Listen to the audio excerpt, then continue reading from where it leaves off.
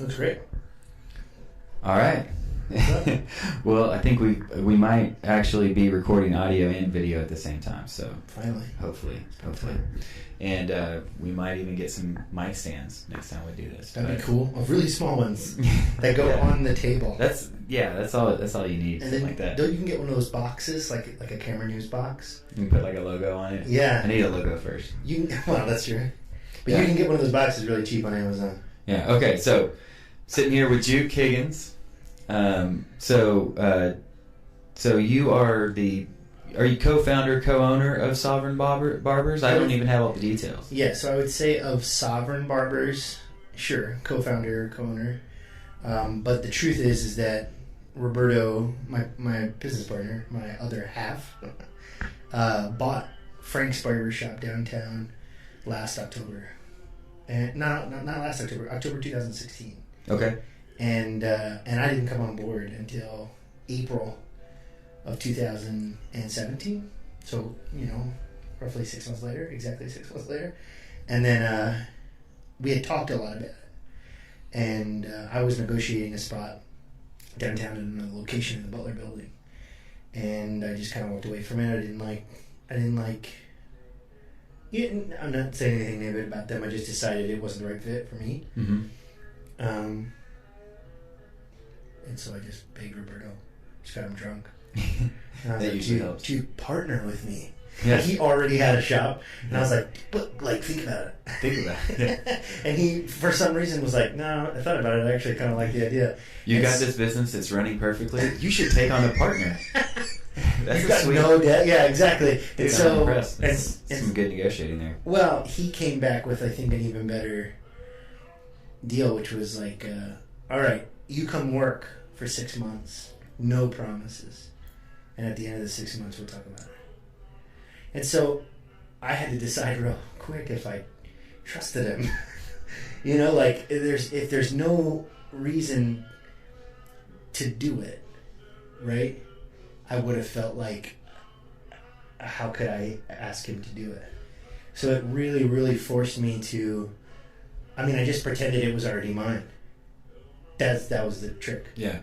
As I just got on board April 1st and just did everything the way that I would have done it if it was mine. Is that why he has the first chair and you have the second chair? Absolutely. Yeah. Well, so I guess back up a little bit, man. How did you get into the barbering profession? Is that correct? Barbering? Yeah. Is it a? There's not like a noun verb. Yeah. There's not like a more sophisticated way to say it. Like whenever people are like, oh, what do you do? Like if there's, you're meeting someone or you're at a cocktail party, I just always go, I'm a barber. And it's always like, it sounds like a letdown. Like, it sounds like I don't know, it's not an impressive thing. So people are like, oh, okay, that's cool. Where do you like sports clubs or what? Do you give neck massages? Yeah. Do you have one of those like car buffers that you put on people's necks? Excuse me. So yeah, I got into it 9 years ago, 2009. I was in the Marine Corps. I'd been in the Marine Corps for 2 years, and I was tired of getting jacked up. Marines have to get bald fades once a week. And I also hated shaving. I have copper wires that grow out of my face. Yeah. And it was just, my skin was really sensitive. A couple funny stories with that, but the long and short of it is I was in the smoke pit. And at this unit I was at in San Diego, and this guy who had a similar issue was like, dude, I went to this place in the Fashion Valley Mall called the Art of Shaving. And I think this was before Gillette bought them. I could be wrong about that. I haven't never looked it up, but they seemed much more like mom and pop at the time than what I've seen now, like here in Dallas. And even the one there, they had like a local barber shop that they were doing a deal with where if you bought a straight razor from there, they'd give you the business card of this barber who was in Normal Heights, San Diego. It was like an old school Americana barber shop, and he would teach you how to use it if you wanted to go by there. And it was just a cross promotion, whatever. They sold Art of Shaving stuff there at the barber shop. I never saw them sell a single one of them, but they used them on their shaves. And then they had this deal. It was like just a really easy way to get people to come to the barber shop. And I can honestly say that until then, I had never been into a real barber shop. And so I walk in, and there's a guy who's doing the same thing I'm doing. I've got like a Ziploc bag with like the Dovo straight razor that I bought with like replaceable blades. and like some razor blades in my pocket, and I walk in, and there's this dude talking to the master barber in there. His name is Zach Victor, and he's like, so I hold it like this, and he's like, yeah, and I could tell he was from the art, like this customer was from the art of shaving. He was doing the exact same thing I was there to do, and I just remember thinking how lame he looked, and I'm like, oh. And someone was like, can I help you? And I was like, I just need a haircut. I didn't say anything. I didn't say that I had been sent from the art of shaving or any of that stuff. And I got a haircut. I think the first haircut I got there was from Marvin, the owner, who was not the master barber. Him and his brother owned a couple things in San Diego, a malt shop, and they were like huge rat rod heads. And they were in this like affiliated like group, the Diamond Dogs. I don't even know exactly what that means, but he was always affiliated with the Hells Angels too. Like he wasn't a biker, but they were always in the barbershop. And just a perk of being a barber, you get to affiliate yourselves with notorious biker gangs. I was really, really ignorant to all of that, to all of the culture and all of that. Like I remember the first time one of them came in, and I saw a tattoo on his arm, and I was in the Marine Corps at the time, so like USMC, right? Like that's the name of the Marine Corps, and I saw a tattoo on his arm that said HAMC, and I was like, hey, what is that, HAMC? Just because I was like, that's weird. It's 4 letters and ends in MC, like what is that? And I didn't know if he was a veteran or whatever. And a lot of them are veterans. And he was like he like looked at me like an idiot. And he was huge. And he was like, Hells Angels Motorcycle Club. And I was like, oh. And I swear the guy he had with him, who was another Hells Angel, had a tattoo on his arm of a triple beam scale that was actual size. And I was like, okay.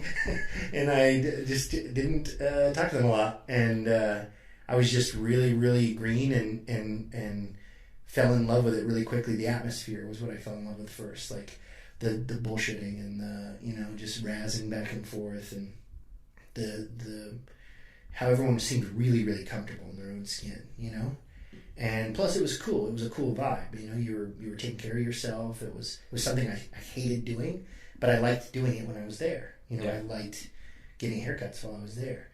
And it converted me immediately from it being something like laundry or dishwashing to like, this is something I get to do. Yeah, like a poker night or a... Exactly. Yeah. And I remember I used to bum cigarettes from Zach Victor, the master barber there, just to hang out with him a little bit longer after the haircut. And we were at the first location. It moved like a couple doors down to a bigger spot in the same building. But the original location was much smaller. It only had 3 chairs, and it was private. Like they wouldn't let anybody in unless they knew you, and anyway, they had like a little back patio, and so I was back there hanging out with Zach, smoking cigarettes. I was like 18, 19, and I was like, "Hey man, I think I could do this." And he's like, "What?" I was like, I think I could be a barber. Like I'm not saying I will be good at it or that I know I'll be good at it, but like. You think you have like the this the fits, mental... Yeah, this fits in my life. Like, I feel like I belong here. I was like, is there any way that you would teach me? I was like, and I'll still pay for haircuts or do whatever. And I'll sweep or I will do whatever you want me to do. But will you teach me just how to, like, do a fade? And I'm a Marine. Like, I live on base. Like, I could have an endless amount of clientele if I did it for free. Yeah. And he was like... A lot of free practice, huh? He was like, yeah. I always joke around about how like all good barbers' skill sets are built on the backs of fools. I'll let you cut my hair. Like, oh great. Or you can try to shave me, dude. I still remember my first shave on somebody else. That's a little bit different. Like having a bed haircut's a little bit different than having a razor knife at your neck. What's funny is sorry, I went the wrong direction. Yeah. I did it on myself for a long time before I figured I'll just cut myself to ribbons, and that way I'm the sucker. And I did, and I got good, and I was finally brave enough to try it on somebody else. And okay, so how long ago was this? This would have been 2009. So 2009. Okay, so yeah, you said 9 years ago. Yeah. Okay, so what was like the next step after you? Convince this guy to teach me. Convince Zach to teach you, yeah. I spent 2 years, every day I got out of work, unless we were in the field or doing something else, because I was stationed in San Diego at Miramar, and I was in communications, so we would go to the field and do servers and switches and create, make Facebook appear in the desert with us. So like real hardcore dangerous shit. Yeah. Yeah. Yeah, no doubt. Try to keep our muzzles of our weapons out of the sand. Anyway, so we did that. I was doing that in San Diego, and when I was done, which if we weren't in the field or doing any extra like field ops or anything like that, was 4:30 every day is when I got out of work, and so I would go home and change, and I would go to the barbershop, and my wife hated it. Yeah. And imagine. I did that like probably a minimum of 2 or 3 times a week, but as many times as like I could without knowing for sure my wife was going to divorce me if I went another time. And then like every Sunday. So when did you start doing it? When did you start getting a paycheck? Okay, so I did that for 2 years. I deployed. I took all my stuff with me to Afghanistan. Word spread pretty quick. So I was cutting my CO's hair and giving Master Sergeants hotel shaves and like shipping containers, and it was all in Afghanistan. It was fun. So this is just kind of like the dork in me. Like you said, you took all your stuff with you. Like what's like the starter kit? So I bought a case, like a briefcase from, I think I bought it on Amazon, but it was like a diced foam, like you find at Harbor Freight. Yeah. And I measured all my tools out. I remember like I used chalk in my driveway and like put all my tools and like did it like it was like 3 different prototypes of how things were gonna lay out. Like I measured the case and done it in chalk and like figured out like, okay, this is how I'm gonna do it, because I don't want, once you pluck it, it's plucked. Yeah. So I plucked all the diced foam and set everything. I had like 2 layers set in there. I had a hand mirror, just like a really small one. Okay, so you got like one set of scissors, couple set of scissors. So I had a set of shears, a set of texturizers, which are the shears with teeth. Some people call it thinning shears. Okay, yep. I try to avoid that name, but that's another story. So they used to use those on me, but I don't need any help with thinning anymore. So. See, that's why I don't call them thinning shears. Yeah. Well, you're gonna get me started. So anyway, so regular shears. Funky shears. Funky shears. Texturizers. So texturizers. Yes. I had a pair of classic 76ers, which are. Dude, you want me to nerd out? I'm gonna nerd out. Well, let's go through like the kit. Yeah, this is it. So the classic 76ers are a pair of detachable clippers. They're the big, like maroon ones. Like they could shear sheep. Okay. And that's what they're for. Is they're powerful. They're for cutting through bulk, and they don't slow down for nothing. You could cut dreads off, and you know what I mean. Like we wouldn't be able to tell the difference between that and baby hair. And I had all the blades. Like I had like 7 different blades that went on top of that. Like guards or actual blades? So the detachables, the blade actually detaches. So there's different sized blades. There's no guards for them. There technically is some guards, but they only fit on one of the blades. It's a complicated. Okay, so like so is that the same thing as the guards? Same concept as the blades, but it's actual blades. Right. And so I had I think 7 to 9 of the blades that went with the 76ers. And then I had a pair of Masters, which are the one with the lever on the side, they're the adjustable clipper, right, for fades and stuff like that. Mm-hmm. And I had all the guards that went with those, and it's 9 guards. And then I had a pair of trimmers. I had a pair of Andis T outliners. So is that that's the really fine one that you're? It's the gray one with it's got a T blade on it. It's what people use for the edges. Yeah. Or if they're doing designs and stuff, you usually see them using those. And then I had a neck duster, I had talc powder, I had aftershave, I had a straight razor. The straight razor handle I used back then was Vincent, and I had 100 blades that I took with me, and I ended up having to have my wife send more aftershave and blades in a care package later on in the deployment. And then I had a cape, I had neck strips, and I had a hand mirror, and that was it. Oh, and I also had extension cords and a power strip, and that was it. And that's all I can think. So all you need to do is find a chair, and I also had shaving cream and stuff like that. Yeah. And then all I need to do is find a chair. At one point, I have a photo of me cutting hair underneath cami netting outside of our tent, and because all the tents would have cami netting over the tent, so it would be a bigger tent of just cami netting to so if someone did a flyby, you wouldn't see these tents. Yeah, just obscure. It's really cool looking. And then also it keeps it cool. That's another Oh yeah. nice piece to it is when you're standing under the camera, the temperature difference is insane. And so underneath the cami netting, I had extension cables running out there so we didn't get hair inside the tent. And I'd stacked these boxes of water bottles because none of the water out there is drinkable. So you have to, like, they have delivery days of water at these, like, they look like bus stops, like these plywood shacks that just pallets of water just show up once a week or whatever, once a month. And I just started taking those boxes, the first place I ever cut hair in Afghanistan, and I stacked them up. And I was like, sit down, player. You know, burning daylight. Yeah. And so is this like, is this actually running off of power? Is there like a generator somewhere, or how's that working? most of the time it's these huge industrial jennies that you have to put diesel in. Yeah. It's like these big green boxes on wheels. That's like each one is like a single trailer. It seems like maybe two of them.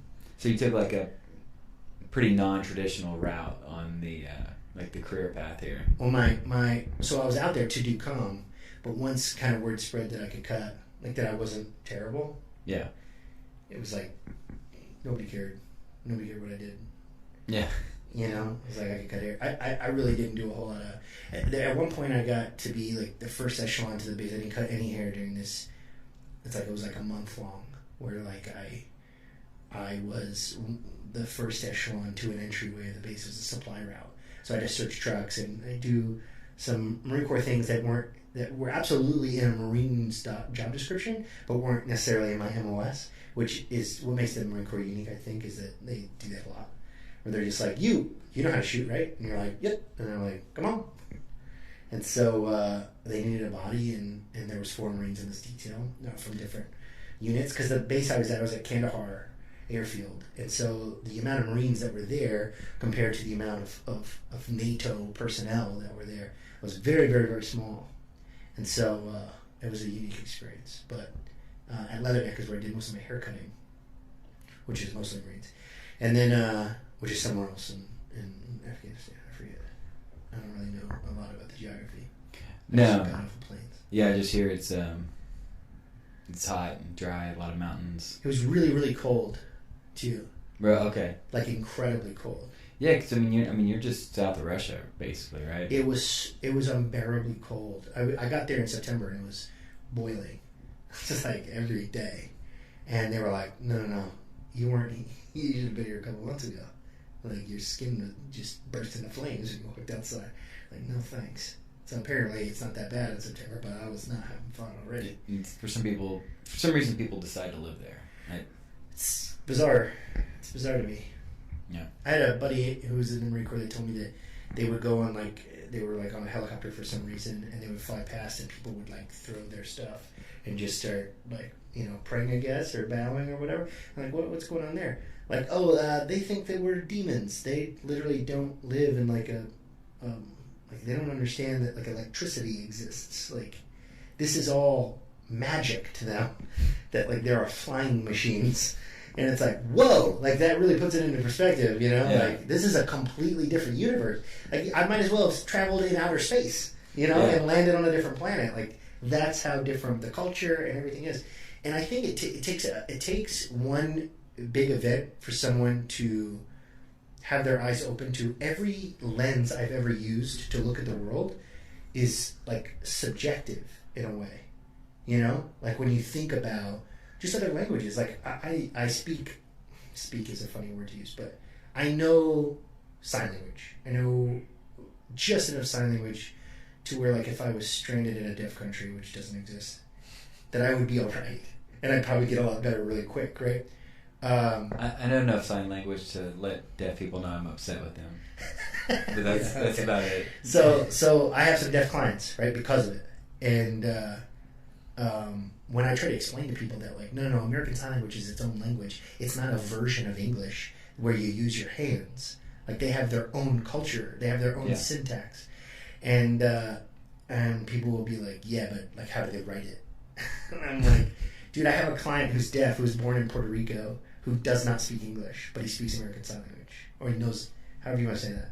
Yeah. And he can't lip read English, right? Yeah. But he can lip read Spanish. Yeah. Because his whole family speaks Spanish. So it's these people have to learn to be at least somewhat bilingual. But how do you teach someone a written language that is based off of sounds and they don't have sounds? Like, that doesn't compute in their brain housing group. Like, you know what I mean? Like, it's a concept. But if you can wrap your head around that, you can wrap your head around, like, oh, in this country, like, they don't like it when you wear white, or something like that, you know, like, or something just, it just seems trivial or bizarre, and you're like, but there are millions of years, possibly, right, that have led to the creation of this lens of interactions, of how people exist contextually with one another, because the only way we exist is in relation to somebody else. Man, I've heard some really interesting things on language. One of them was there was these two guys that study languages, and they're trying to document these languages before, like, they're just completely dead, right? Before they're lost forever. And so they were in Russia somewhere, and you know, they have a kind of a basic questionnaire, like, how do you say tree? How do you say sky? How do you say 1, 2, 3? And so they were having them count, and they realized, like, that they got to 15, and then 16 was sort of like they started over again at 16, sort of like how we kind of go sort of intense. So they were using a 15 base system, and so you know, not only, like, you're like, oh, okay, well, like, what is 1, what is 2, what is 3? Well, yeah, I mean, that completely affects all of your math, right? Like, if you're using a 15 base system, you know, like, you're doing completely different math just because this is, and numbers language. Interact with each other differently. Yeah. That's wild. That's interesting. So, I'm glad you said that. So one of my clients, he's deaf. His name is Zachary Wrights. I don't know how to pronounce it, and neither does he. Just kidding. But Zach was explaining to me, so for a living, what he does is he works for a company that hires people in, like, countries, in foreign countries, that are at least sign language speakers, right, to translate the Bible. And it takes a long time. Like, in ASL, they started it in the 80s, and they're about 75% done now. Well, yeah, especially a book like the Bible that has just, like, multiple levels of meaning, and really, like, you almost have to be, I don't know, like a what's the word I'm trying to think of, like a biblical scholar to first understand, like, the meaning of it, and then go, okay, well, now that I know the meaning of it, and I know, like, American Sign Language, how do I express those emotions or whatever, like, in sign language? And so exactly. It's like you have to exist within this Venn diagram of a linguistic and a biblical scholar, right? Like you were saying. Yeah, because, like, I think in, like, if it's I believe in, like, official, like, international affairs, you can only translate into your like, your first spoken language. Really? Yeah, like. I can see why. So that nothing gets. Yeah. So that you don't bring shame upon your people, right, or something like that. Right. So like, you don't completely screw the pooch by accident, because it's a very, very serious situation. Yeah, because it's obviously, like, probably slightly. It's probably, you hear some words, and then you're also seeing, like, the visual feedback, getting the body language, and then but you have to be able to express, like, to a T exactly what's going on, and if it's not your first spoken language, then there's no way you're going to do it right. Yeah, that's interesting. Yes, there's probably also, I'd be interested to see what's at stake for those guys. Like, they're probably held accountable at least a little bit. Like, no, you didn't accidentally misinterpret that. You misrepresented what that person said. You know what I mean? Like, I can imagine a scenario where, like, if and when you misrepresent what somebody has said, you're in the hot seat, right? As an interpreter, especially at an official, like, national level, I would imagine that there's something at stake there. Yeah, you probably want to get the most politically unbiased person you can find to do that kind of work, right? Yeah, people are weird. But, so my buddy Zach was explaining to me that there are 6,000 spoken languages, and there are 400 sign languages. That's wild. That blew my mind. And I was explaining that to a friend, and he was like, well, that's dumb. Why don't they just get one? Yeah, why don't we just get one spoken language? That's exactly what I first said, but I was thinking, like, even the context of that, like, there are deaf folks in Russia that out of necessity had to create a language. And it was not based, it probably in part was based on the Russian spoken language, or at least the culture, right? And so that has evolved into what it is today, as official or as unofficial as it is. And then you think, well, if it's unofficial, if it isn't collective, if they don't have a college, if they don't have textbooks, right, that they can teach young deaf folks the official version of the language, then you're talking, how big is Russia? The regions are going to have different dialects and different whatever. Yeah. No, I remember when I was, I don't know, like 12 or 13, sometime in junior high, we used to always get in trouble for talking in class. So, one day I came up with this idea at lunch, and I said, why don't we just invent a sign language? Why don't we just come up with a sign language, and then we can just communicate. No one knows what the hell we're saying, and we're not making noise, and so they know. And they had to put a new rule in the rule book that says not only could you not talk during class, but you couldn't sign during class either. Ooh, so it's brutal. Yeah, I've always been okay. So you know what? That's actually a good segue, man. Yeah. Sometimes you got to break some rules, man. As a business owner, I kind of feel, because I'm, own a business as well, and I kind of feel like, if you just try to follow every rule, dot every I, cross every T, or whatever, you're just not going to get anywhere, right? I agree wholeheartedly. And, it's unfortunate. I'd rather the rules just be reasonable, so that everyone can just, agree to a reasonable set of guidelines and we could all just move forward. But well, they've got to. Okay, so we've got to realize. I think that every time we have a system that is imperial or whatever it is, it imposes some sort of power or will, right? Like rules. That's inherently what they do, right? They say, well, this is what the expected and punishable behavior is going to look like. Right? And we're going to hold you accountable to that. But I feel like in any system that has any concept of that, you're going to see at least some triviality to it. Well, this is just here because someone could. Yeah. Because someone was in the position where they had the pen and they were number 15, Yeah. No signing in class or whatever. Yeah. And it's well, that's dumb. And maybe that's not dumb. Maybe you were, a problem. But the point I'm trying to make is that there's always going to be that dumb rule or that dumb set of rules that only exist because the person with the pen was flawed and was filling themselves when they got down to writing it. And it's we have to have a system, or at least have to have an openness to reevaluation. I believe that you should do things the way that they have been done until you have a good reason not to, right? And that's the hard part. The older you get, the more you feel that. Well, that's interesting. That's kind of like because I think about this too. If you look at just in general, take politics out of it and just kind of look at it from a personality type. You look at conservative and liberal, and conservative says, "Hey, everything's working okay. Don't change anything." Yeah. Don't broke what ain't. Yeah. Don't fix what ain't broken. And then the more liberal perspective is hey, we can make all this stuff better. We should just start changing things. Right. But yeah, there's more of this kind of centrist approach where I tend to find myself that says, okay, well, if it isn't broke, don't fix it. But if it is at all ineffective, then let's at least take a look, right? Am I speaking to you? Well, yeah, I'm kind of just okay, guys. So I want to turn to conservatives and be sometimes we got to change some stuff. And I want to turn to liberals and be hey, get your hands out of everything because we need to figure out.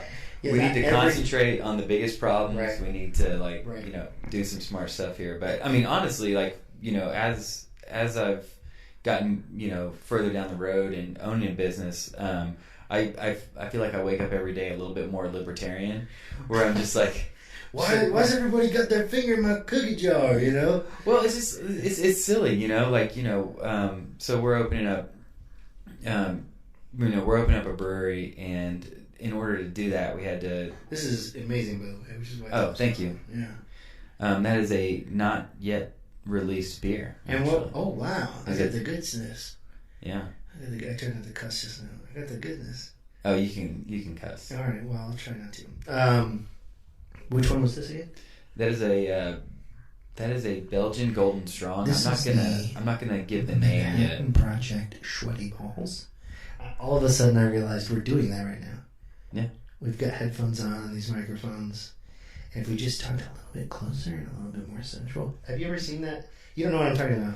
Is that like an SNL skit? It is it's okay. A really big SNL skit. All right, well, anyways, it's a swing and a miss. So I mean, we're kind of.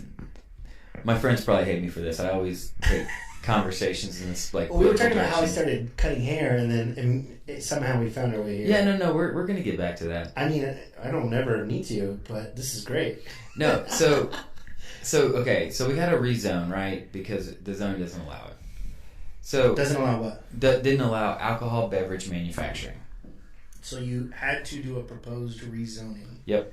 For the building that you guys are currently making beer at. Yeah, so for the property more specifically, right? Okay. So for all of the land, if you will. So like if you think about this, like I understand why zoning's in place, right? Because if I have a house, I don't want like an adult entertainment, a strip club right next to me, and that makes sense, right? Because that's gonna, that's gonna lower my property values. That's gonna, possibly create higher crime, et cetera, et cetera.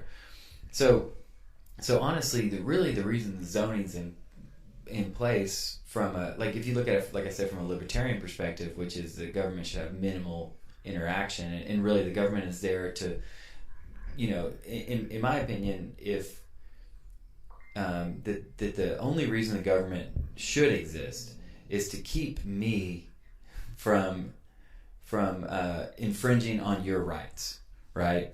So to keep Carl from infringing on Juke's rights. So if and let's say as a property owner, you have certain rights to expect the value of your property to be maintained.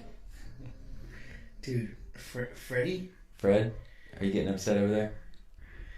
Fred saw these trifling ass bitches on the lawn, and he was like, what do these bitches think they're doing? Let them know. Hey Fred. Okay. Okay, continue. I'm listening.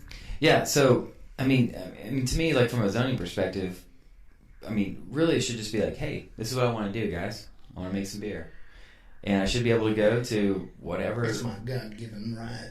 Well, no, I mean, I understand, like, I'm coming into a neighborhood. I should be able to go to the neighbors and be like, hey, guys, this is what I want to do. Are you guys okay with that? Not okay with that? And if they're like, yeah, we're okay with it, boom, that's it, right? But wouldn't you say that would involve, okay, so I'm let's say I'm a neighbor in that scenario. Mm-hmm. And you knock at my door, or, proverbial as it may be. Excuse me. You say, hey, I'm Carl, and I want to make beer right there across the street. And I'm like, ooh, that doesn't really work with what I'm doing. I'm not going to go. Absolutely not. I'm going to instead go, let me think about it. Or, hey, is there like some paperwork? Well, yeah, I mean, and I'm all for it. I mean, because there is a process today where they send out notifications, stuff. But long story short, I mean, we've been in this thing for a year. Right. I mean, so the actual zoning part took about 5 months, and then now there's, we're trying to combine. So when you combine multiple lots into a single lot, it's called replatting. It's basically when you're redefining boundaries. I got you again. Now they're like, okay, you want to replat? Well, now we're gonna, ask you for all this other stuff, and you gotta. And it's like, listen, guys, like everyone in this neighborhood is on board with this, right? Yeah. So if all the citizens agree, who you are here to represent, and they all agree that this is something they want, and they, and they're fine with it, and they're on board with it. It should be an expedited process. Then just go. Yeah, I get there's some like documentation or paperwork or something for something, because everything that can be counted has to be managed. I mean, you have to have a piece of paper to cut hair, right? Yeah, I have to have a license for the individual barbers, and then and then the shop itself has to have a license. Yeah. So I mean, to me, I don't understand that. Like, so I mean, okay. So if it's different. It's different things that you have to know. So like as a barber, I don't have to know how many sinks have to be in a barber shop, because it doesn't matter to me. Well, I mean, I don't even care. Like if if you and I, okay, let's say you're not licensed, and I'm like, hey, I'd really like you to cut my hair, and I'd like to pay you to do that. It's illegal. So that's illegal. It's illegal for me to give you like a 20 spot, and for you to take scissors to cut. Think about this: scissors, and you're going to cut my hair, and I'm going to give you money, and that's illegal. But. Well, I mean, it sucks. But I think one of the only real rationale I can come up with is that if I cut you and I don't know what the state wants me to know, and I'm doing that more than once to more than one person, then I can spread disease. Okay. And that's dangerous. No, and I'm not saying that there shouldn't be standards, right? Like, I'm not saying, but, like, I just don't, I mean, the government, once again. I think that anything that has to do with touching someone's body, there should kind of be a license. Like, massage therapists need a license because they could fuck some people up if they don't know what they're doing, if they don't know the dangers of, like, you know, simple stuff like knots and the way muscles interact with bones. Like, you should know that stuff before you're allowed to accept money and present yourself. Because here's the thing: is if you go, because here's the truth. The truth is if you got a buddy Fred and Fred, so you're saying people should be good at their jobs. Well, that depends on. That's subjective. I know. Yeah, I know it's subjective, and we're having the government, which is also. Have you ever been to the DMV? Dealt with the IRS? Right, they suck. Gone to the post office, and this is the entity that we think should be in charge of our daily lives. Right, but they're not saying we're going to ensure that you're good. They're saying we're going to ensure that you at least test it out on these things that could hurt people otherwise. So like, you leave barber school, you don't even know how to cut hair yet. You just know about AIDS, and they made sure you knew about it, and they made sure you knew what hair and nails were made out of, and the different bacteria, and like everything that could go wrong because you've chose this profession. And then now because they tested you out on it, and because they know that you know, they can hold you accountable. So that if you come to my shop or you go somewhere and you say, this guy cut my hair and now I have a disease, or now I have a rash, or now I've been... Well, I don't care if you've been to school or not. I'm holding your ass accountable if you fuck me up, right? Well, yeah, absolutely. But the thing is that... Okay, so maybe the compromise here is I could envision an exemption system, right? Sort of like just even the health department with restaurants. Like, if a restaurant was allowed to put a sign out that says this restaurant is not certified by the health inspector as being safe. Ooh, I like that. At your own risk. Signs. At your own risk. Yeah, you must have that sign up. If you don't, we're gonna come. White sign, red letters. 4 foot by 6 foot, has to be visible. Like, I don't care. The government will provide the sign. Or no, the sign has to be at the owner's expense or something. Yeah. Letters must be 6 inches or taller. Yeah. In legible font. Not in American Sign Language, but in English. Well, then you have to do it in English and then Spanish and then... Yeah, you would. Yeah. You would... No, well, I don't know. I think we should have an official language. I think that would make that easier. Here's the thing is, the problem that I have with not having an official language is that, like, it's so obviously already English. I'm not saying, like, I think English should be the official language, but what I'm not saying is that you shouldn't speak any other languages. Yeah. Speak all of the languages. That's culture. That's great. But let's be able to hold folks accountable to something. Like the sign. That's when having an official language comes in handy. Where you're like, no. If you don't speak English, that's at your own peril. Or just have like supported legal standpoint. Or just have like supported languages, right? Like when you buy like download software, they're like, this software is supported on like Windows 8 and later. You know what I mean? So it's like, hey, welcome to America. We support English, Spanish, and like French. Right. Any other language, like you may not get the proper warnings and whatever that you need to get. Yeah, that's true. That's good. But anyways, okay. There's all kinds of... I think here's the other thing is we could do everything that we're doing differently. And some of it would be for the better, and some of it wouldn't. But at the same time, I think it's important to at least consider that folks that came before us tried. Otherwise, we wouldn't have, like, the lines on the road. Like, you ever think about that? Like, they built a system, and it's kind of working. Or at least the context of our lives is based on the fact that it's doing something. Like, I'm existing within a system. Like, there wasn't a system. And then there was, because people. Well, yeah, and that's something to at least be grateful for. Like, I'm not against systems. I'm not against people agreeing to things. I'm not against organization. And I'm not saying structure. Yeah. I'm saying anytime you put anything in the hands of government, it's going to get It's going to get bloated. It's going to get. Yeah. I mean, it's never going to be as. Yeah. And I think a great example. But I think you're smart, and you have the. This is something that I heard in the Infinity Wars. Actually, you have the burden of knowledge, right? Like Tony Stark. Yeah, you are a Mensa card carrying genius, and so. Well, that's public knowledge. So you can edit it out. You can just bleep all that, and they'll go, "What did he say?" That would be intense.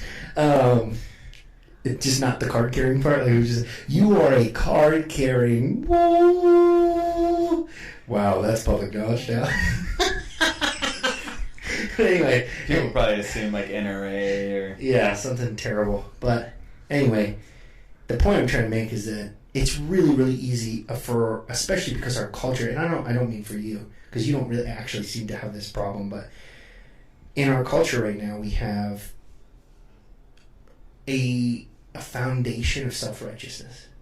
Like that is where the root of all of our emotions, all of our perspectives. Like when someone honks on you in the road, what is your first reaction?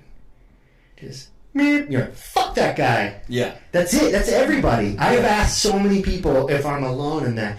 No, that's America. That is America.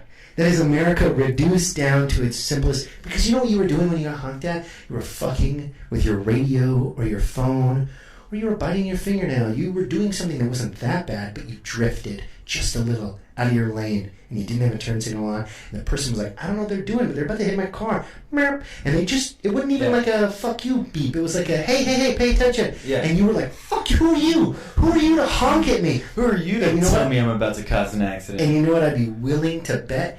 No matter how much Tesla or Uber or whoever makes these self-driving cars, no matter how advanced they get, they will have fucking horns in them. I swear. I'll bet as much money as it takes. They're going to put horns in them because we need the ability to say, hey, pay attention. You're screwing this up.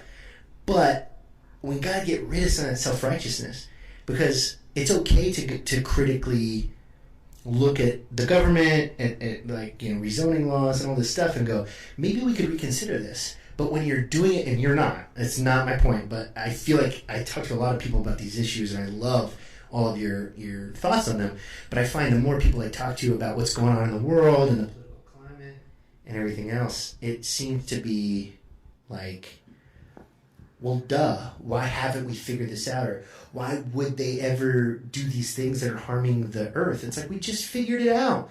We just figured out how much we suck, We just figured out that we're harming the earth like 50 years ago. Yeah. Oh, so are we going to get into climate change? No, I don't want to. But that's a great example, right? Like, yeah. I just feel like we're so... It wasn't us. Like, for example, I was pontificating harder than I should have on what Kanye West said at TMZ recently. Did you see the video? Which one? The one where he's like, 400 years of slavery? That sounds like a choice to me. Did you hear him say that? Yeah. So I thought long and hard about that because I started listening to this group of people that sort of started to make what Kanye said make sense. Like he was clumsy and foolish about the way he went about it. And it was irresponsible. That's like the only real adjective I have for Kanye West is irresponsible with his platform. But not stupid. That's not a word I would use to describe him. But when I was thinking about those words specifically, because there's a lot of stuff that he said that I actually kind of liked. Yeah. But it was 400 years of slavery? That sounds like a choice to me. And I realized what I wish that I could say to him, if I had the opportunity, was there has never been a person to have experienced anything for 400 years. Like, holding one person accountable for something that their people did is racist. That's the definition of racism. Oh yeah, absolutely. And thinking about the lifespan of a slave, that's the only experience any one person ever had.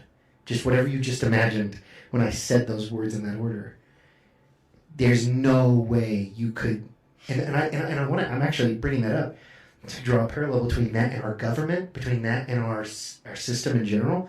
There has been no conspiratorial group of people to go, yeah, we're going to do this. It's just been folks trying to get along, dealing with greed and selfishness and whatever other, virtue or lack thereof has cropped up in their life, and their own value system is fucked up or is just completely warped. That may have been, and the culmination of our subconscious has led us to what we see right now, that bloat of the government, that all that stuff. It's our fault. It's our fault as individuals. And until we decide, oh man, like how do I humbly, not from that seat of like, fuck that guy for honking at me, but start viewing those little moments like, am I in the wrong right now? What can I do to not ever get honked at again? Because I hated the way that just made me feel. Well, so I kind of have this, because I feel like, that people offer solutions to, to whatever social issues and say, well, if everyone was just a little nicer, I mean, I'm over, but that's the gist of the suggestion. Yeah. Well, if we were just like, a little bit nicer, then these problems wouldn't exist. And my thing is, you're never going to actually implement change if you're just relying on everyone to get a little bit nicer without some sort of change in an external motivation, right? So yeah, what is the system we can put in place that makes the individual more likely to behave, in the desired outcome, right? And I think that we kind of figured a lot of that out. I mean, freedom of speech is all about the ability to awkwardly and incorrectly work out thoughts and ideas in public. You're allowed to be wrong. That's the whole point of freedom of speech. It's not to speak out against the government. That's what a lot of people draw the conclusion of with freedom of speech. And freedom of the press is actually about that. Yeah. Freedom of speech is more about, I'm allowed to be wrong. I'm allowed to say something and then assess how it makes them feel, and either accept or reject that in the pursuit of truth.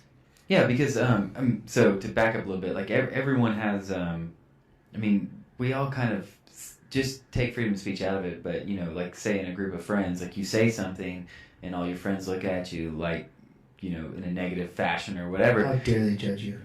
And then you're like, oh, maybe I shouldn't say that again. Or maybe that was a bad thought to even have, and I should really rethink that. But how dare they judge you, right? Yeah. You see, like, that's the self-righteousness there, is they've all honked at you in that moment with their subtlety. But it's your job to read that. That's what's going to make you a better person in context. Exactly. And so, when people talk about... and I think people look at freedom of speech as just like another thing. Like, it's like, oh yeah, I can like drive on the road and I can drink beer and oh yeah, freedom of speech too. And it's like no. Like it's fundamental to this system. It is the core. Well, it's the core learning. Well, it's the core idea of what makes Western civilization, right? Because like you said something about thoughts, right? And it's really like if you look at freedom of speech, freedom of the press, freedom to assemble, freedom of religion, like basically the entire First Amendment, it really is, it's really saying freedom of thought. But you can't govern someone's thought, right? So, but the way they express their thought through religion or speech or press or assembly or etc., and so that it is core and it is fundamental and it is the most important thing we have, and to build this society better, right? And so I think it comes back to empowering the individual, I think, and that's... I agree wholeheartedly. Yeah. So, it's all about the individual. Well, do you think we could steer this thing back to cutting hair? Cutting hair? Yeah, so I moved to Texas when I got out of the military. This is where I enlisted. Was Dallas, and I moved back to the DFW area over by DFW Airport, and I held down this dead end job. I tried selling life insurance. I did all kinds of crazy stuff, and I came to a point where I realized like I'm miserable, and it's not with like the people in my life. It's with like what I spend my day doing, you know? And if someone had asked me, I was like 22 when I got out. I was like 23, going on 24. And if you said like, what do you want to do? Like, what, if you're so unhappy, like, what do you want? I don't like going on in a barbershop. Like, it was that clear in my mind, and I just somehow hadn't followed the equation to the end and gone, oh, so I have to go get in the industry. Yeah. Like, it was like, I mean, maybe one day I'll like save up my money, yeah, and I'll be able to like open a barbershop. It's like, well, how are you gonna do that if you haven't been cutting hair? You know. So I spent 2 years, roughly, in San Diego, doing my damnedest. I went on about a 1.5-year hiatus. I spent 3 years. 3 years in San Diego, cutting and learning, and in like a very intelligent way. I got no credit for that. So I was cutting, you know, multiple times a week for money. But I wasn't licensed. I wasn't, you know, I didn't have any. So you were breaking the law? I was breaking the law. Oh my goodness. Rebel barber. Outlaw barber. Hopefully the statute of limitations has expired on that. Rogue barber.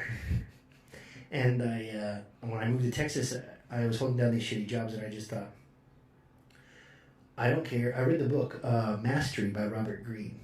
Oh yeah, yeah. Have you read it? No, but I'm familiar with Robert Greene, his work. Yeah, so he did the 48 Laws, right? Yeah, and The Artist of Action, 33 Strategies of War.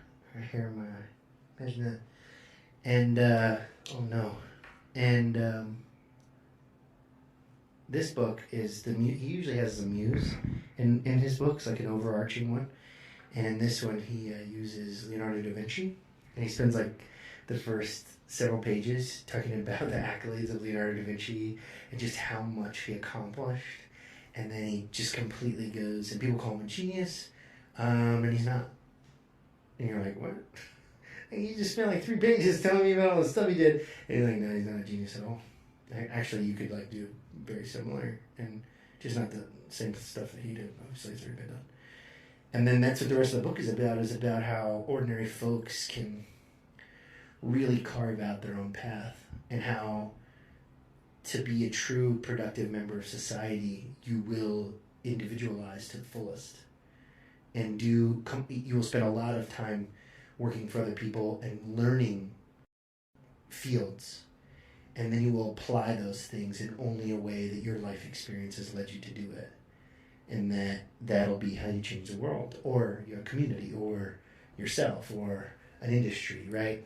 Yeah. So to kind of relate this back to like opening a business, man, I feel like I talk to a lot of people that you know working for a corporation or a company or whatever. They have a job basically, and they're like, so yeah, I got this idea for this business, so I'm gonna like raise some capital, and I'm gonna hire 7 employees, and and then I'm gonna like develop this product, and then we're gonna have like an IPO, and also it's like, how many customers? That's a montage. I was like, how many customers do you have? And Yeah. like, well, I mean, I haven't started the business yet. And I'm like, well, you should probably get some customers first. Like you're gonna need at least 1 customer before you take this company public. So, yeah. So listen, like I think we've all been there, right? Like you were saying, you're like, oh, I'm gonna save up money, and then like one day I'm gonna. And it's like, well, no, like. That's how it works. No, like yeah, you need customers, you need skills, you need and I'll also say that people are overusing the term entrepreneur. Like, I'm not an entrepreneur, not yet anyway. I definitely think I have an entrepreneurial spirit. I want to seize opportunities, and I would love to move outside from behind the chair. But that's not framing correctly what it is that my job is and what I do.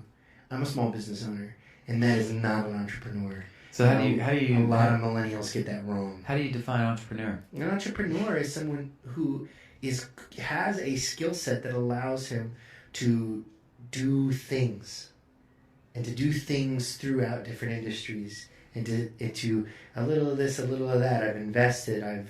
I've moved about the cabin of occupation and vocation, right?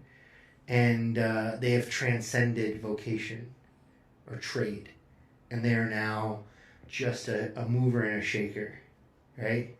I know that's vague, but no, I get what you're saying. Entrepreneur is a vague term, and what I'm saying is that I am something much more specific than that. I'm a barber. All barbers are not entrepreneurs. Would you agree with that? Otherwise, anybody who has a job would be an entrepreneur. If it just meant doing your own business, owning your own business. Like, you, I think, are closer to, much, much closer, if not actually an entrepreneur than me, for sure.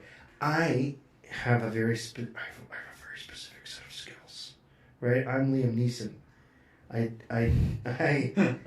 That was a terrible impersonation, but I can get the daughter back only, right? I cannot run a country.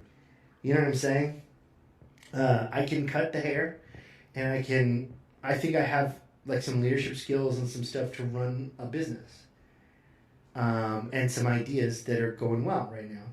But outside of that, outside of my industry specifically, and even within the industry, certain facets completely escape me. And I'm learning, and I would love to apply, and I'm learning to apply everything I understand about trades, about this trade specifically, obviously, but the idea of learning a trade to expanding my repertoire. And I hope to one day just it not be any one thing, to just be able to go to work, and my work just enriches and generates funds. Well, okay, so I almost see kind of what your definition, almost more of like an investor, right? I don't like God, who's the guy in Omaha, Nebraska? Warren Buffett. Warren Buffett. Right, like. Are you talking about Warren Buffett? Warren Buffett, yeah. So like the definition that you give, I kind of feel like is more like an investor, where you're just buying companies, like reorganizing companies, and to me, like an entrepreneur is anyone who owns and takes ownership. Yeah. For what they produce, right? Okay. So like no matter how shitty it is, it's yours, right? Right. And if you want it to be good, it's on you. Right. And if it's shitty, it's on you. Yeah. And I think if you can say, hey, what I do on a daily basis is good or shitty based on what I do, then I think you're an entrepreneur, right? Like you own it. Like, once again, like, yeah, you can be an entrepreneur dog walker. I don't think, you have to. Right. You have to be like a master of industry. Yeah. I'm inarticulate. Let's use Google. Define entrepreneur. Entrepreneur, a person who organizes and operates a business or businesses, taking on greater than normal financial risks in order to do so. Well, you're right. That supports you completely. It supports you completely. I guess maybe when I first came in contact with the definition, my interpretation was, and maybe I'm actually, now that I think about it, I assumed. This is embarrassing. I mean, I definitely wouldn't call you like a titan of industry. Right, exactly. But yeah, entrepreneur for sure, man. I feel like learning. All right, entrepreneur. No, you're right. If you're a small business owner, at some level, you're an entrepreneur. Yeah. Because you're doing it. You got to be the man in the arena, is what you're saying. Yeah. If your paycheck doesn't come from somebody else, you're an entrepreneur, right? So if you're contractor, self-employed, even if you don't have a single employee, you're an entrepreneur. I would think that's maybe entrepreneur light. Certainly. But yeah, I mean, I think at the point that you start, I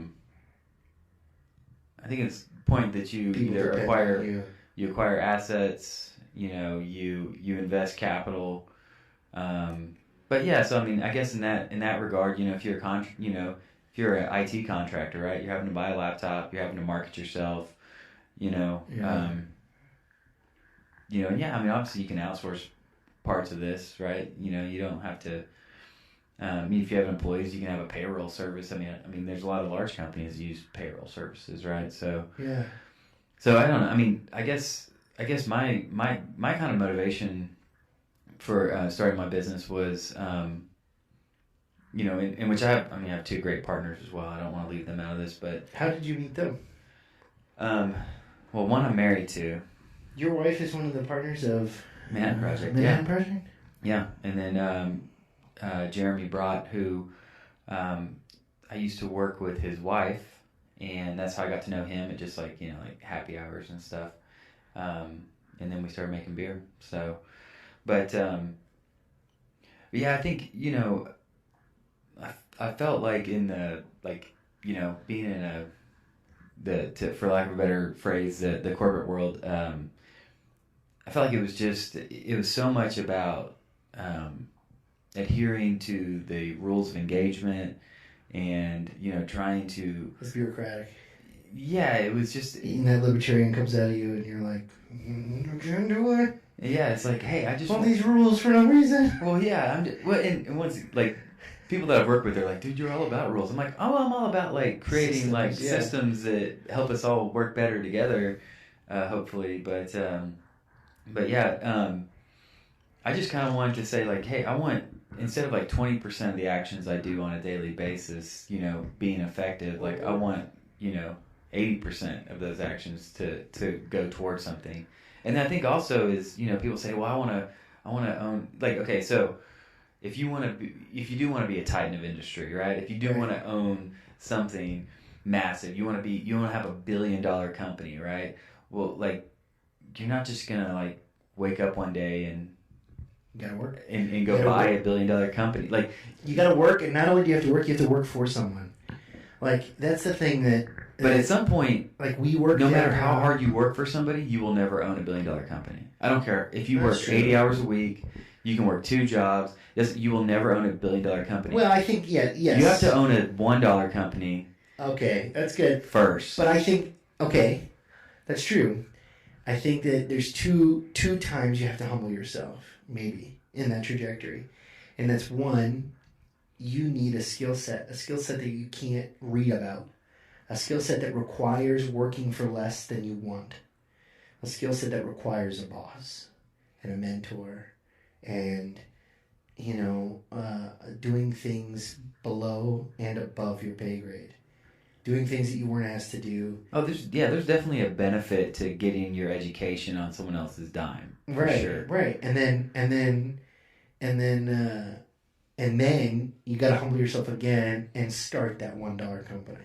Yeah, that $1 company with one customer, That Jerry Maguire moment. Yeah. Just coming with me. Yeah. So what? Okay, so Give me the money. So what was your evolution? So because I know we first met when you were at Brass Tacks in Bishop Arts. So when I finally decided I was done coming home with my tail between my legs, because I got 2 sons now, and I'd rather them see Dad go to work and be competent, first of all, and second of all, happy. And I know that sounds maybe backwards, but I thought, I can't let my sons think that I'm worthless, Like, because I had jobs that I was worthless at, that I was skating on my personality. I was really likable. And so people were like, we're not going to fire him, Like, dude, he sucks. Like, I feel like a lot of my experiences before finally deciding to go to barber school were me just daring Google not to bore me for another day and skating on my personality and my, me being just enough of a pathetic kid in his early 20s to where folks were down to let me figure it out. And so I was like, all right, I'm done. I'm going to barber school. I don't care what happens. I don't care if I never make another dollar again. Because I'd been avoiding it for several reasons. One was because it's like I had to humble myself because I felt like I was pretty good, which was a total mistake. I was far ahead of the curve of somebody just starting out, but I was still absolutely a novice. Mm-hmm. And so it was like I had the tools to progress much, much quicker than anybody else because I'd seen the culture, the industry. I started in the shop, not in the school. So I had a realistic view of the industry and of the, the ecosystem, right? And so I hit barber school with like an understanding of how to aim and where I needed to be and what I wanted to get out of it. And when I finally humbled myself to the idea that like I'm not above going back to going to school to get my legitimate license, things changed. Things changed for me. I moved to Dallas proper in December of 2013 and started school that next month, the 14th of January 2014. And 4 months later, started working in barbershops under the table while I was going to school. Breaking the law again. Breaking the law. Rogue barber. Outlaw. And 1% barber. I'm just kidding. And anyway, dude, totally, by the end of that year, had a job at Brass Tacks. I had accomplished tackling ethnic hair because I already knew how to fade straight, like a straight hair, which is, Asian, Hispanic, and white, right? All of those folks have straight hair, so unless there's others that I missed, but you know what I'm trying to say. Yeah. And then I had chosen the barber school that I went to in North Dallas on Forest Lane, Forest and Abrams, specifically because it had a high, it was the traffic of ethnic hair clientele was high there. So I was like, all right, great, because this is what I need to round myself out. And so I went there, I graduated, I got a job at Brass Tacks before I even got my license in the mail. I told him, like, dude, here's the paper that says I passed my state exam. Like, just give me a job, And he was like, I'll give you an audition. Funny story, the day before I auditioned at Brass Tacks, I auditioned in Fort Worth. At Fort Worth Barbershop. I was going to be the second barber there. Or the fourth barber, because the owner is also a barber. Brandon White is also a barber. So he hired one and then two, and I was going to be the third hire or the fourth barber. And, or the second barber at Fort Worth Barbershop. And I was living in Dallas, so I was pulling for Dallas. But I got both jobs. Both of them were like, you can come work here. And Brandon White was paying more. And closer to home. Yeah, and closer to where I wanted to be. I was rooting for Dallas, but I was willing to go to either city at the time. And so, bam, hit the ground running. Just treated every haircut like I was still at school. Learned as much as I could from Brandon because he had a unique background and training as far as he was 1 foot in cosmetology, 1 foot in barbering. Yeah, because I feel like Brass Tacks was one of the, and you guys probably have more specific in the industry. You probably have more specific, but kind of the new wave. Yeah. Concept where it's he was very on time, on track with the trend. You know what I mean? He's a very, very trendy guy intuitively. He worked for a number of years in retail. I think something crazy. I don't want to say 10 years and be wrong, but it was something like that. And managed a bunch of different retail stores and just had an eye for it, for product display and everything. I mean, Brass Tacks in Bishop Arts looks the way it looks because of him.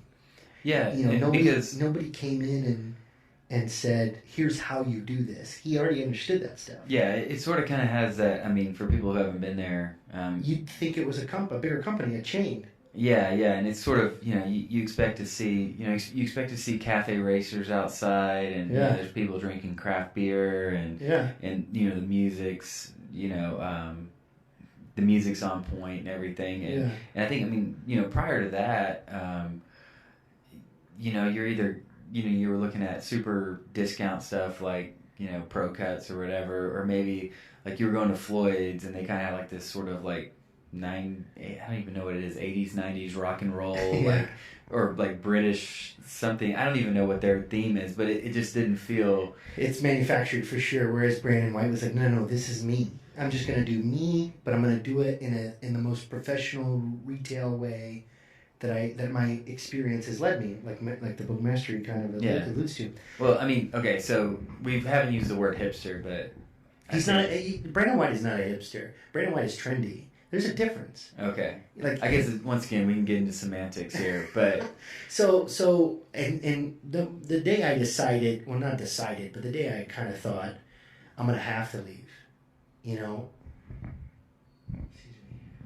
was when he finally found his real rhythm.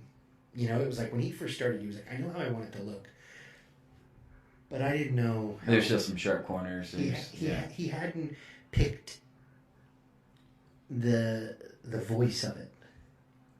Like, he had picked the outfit, but the person inside of it was still vague. Like it was us. It was whoever he could find.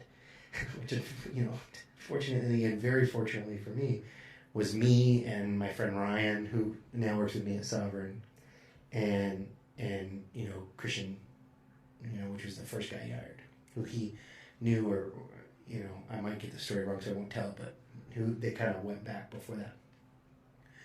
And I mean, straight up, like, you couldn't have picked a better Ford to start that buzz. Ryan is very, very fancy. Like, I gave him the nickname French very, very quickly. Because he had these, the story is I was looking for an excuse to give him this nickname, but he had these monk strap shoes on, and he tried to take out the trash, and he almost slipped and fell. And he looks like a modern dandy, always. And I said, what are you doing? And he was like, I almost busted my ass. And I was like, it's because these shoes you got on, what are they? It's not made for taking out the trash. Those are made for sitting up in hammocks and eating soft cheese all day. You're like a French Duke. And then that was it. He was French. He was French. And Grim, Christian, I gave him the nickname Grim. It was short for the Grim Sleeper. And it was because, like, he's like this, former, like, had a terribly rough life. He was older than us. He was in his 40s. He's haggard looking. He's got the haggard voice. I don't want to put any of his personal business out there, but he had some crazy stories, and presented himself as a born-again Christian. And so the Grim Sleeper was like, he looks hard, but he's all right. Yeah. He's not hard. Like, he's really nice. And then he'd sweep up, and I'd go, look, it's the Grim Sweeper.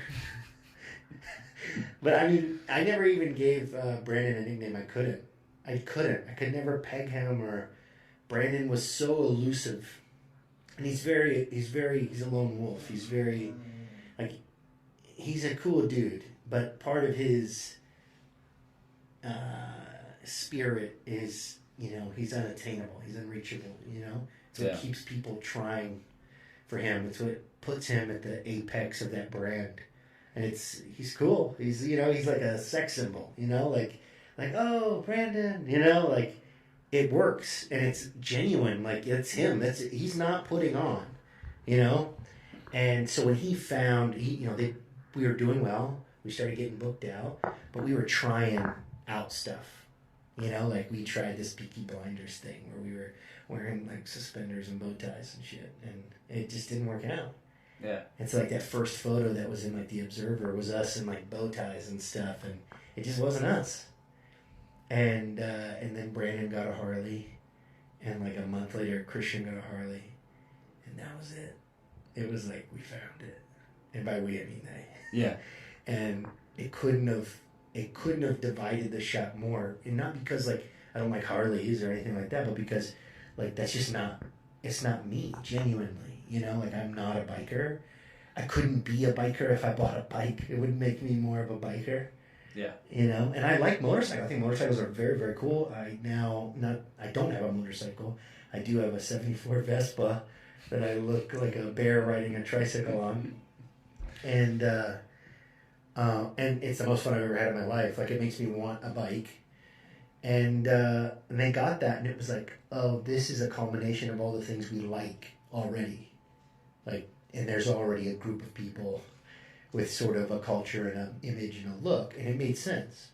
And so, like, a lot of people were like, oh, they got bikes, and then suddenly they were bikers, but it was like, nah, it was like they were waiting and trying to find their bike. Right. They found themselves, like, not Exactly. defining themselves. Yeah. Exactly. And it was obvious. And I played along. You know, I've got like a denim vest and was hanging out. And it just wasn't me. And I just realized, like, I have always been the black sheep here. I felt that way, at least. And whether it's real or not, it doesn't really matter. And I kind of always, because I don't think you ever actually cut my hair over at Brass Tacks. really, But I kind of felt like you were, like, not to take anything away from you, but I felt like your role was like the jester. oh, certainly.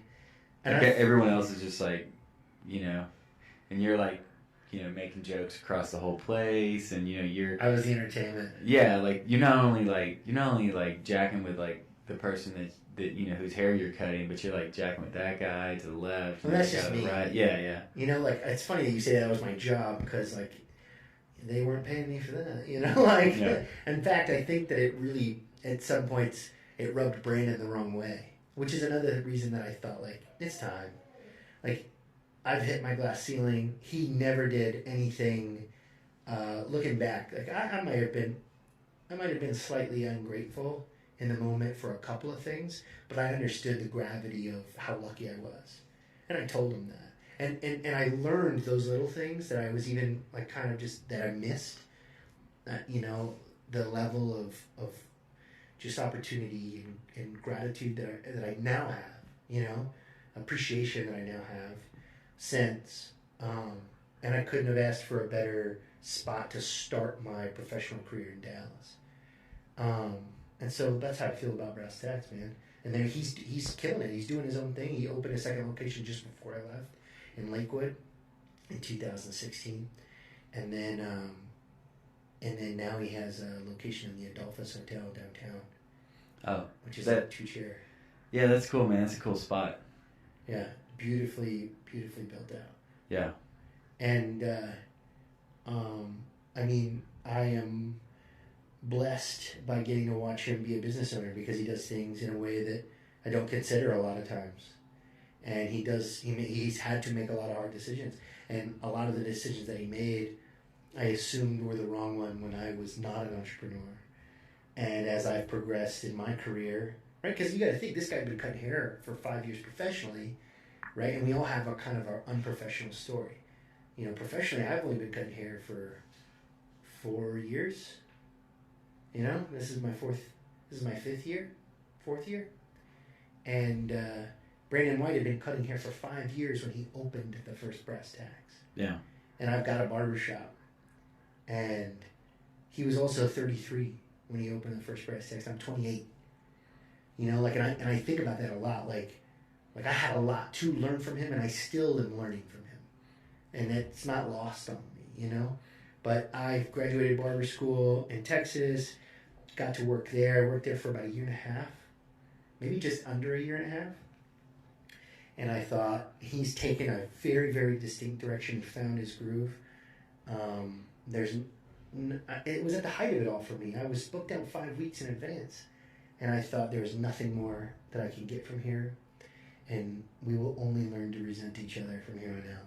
Yeah. Because I was taking money in his pocket because he was overpaying me. And that's the rub. Is you're your first crew, you overpay them. Yeah. You gotta get the talent in there. Every entrepreneur has to learn it the hard way, is that you're going to overpay your first crew. And he was overpaying me. And so I had to leave because I knew I wasn't going to make more, and I didn't want to make less.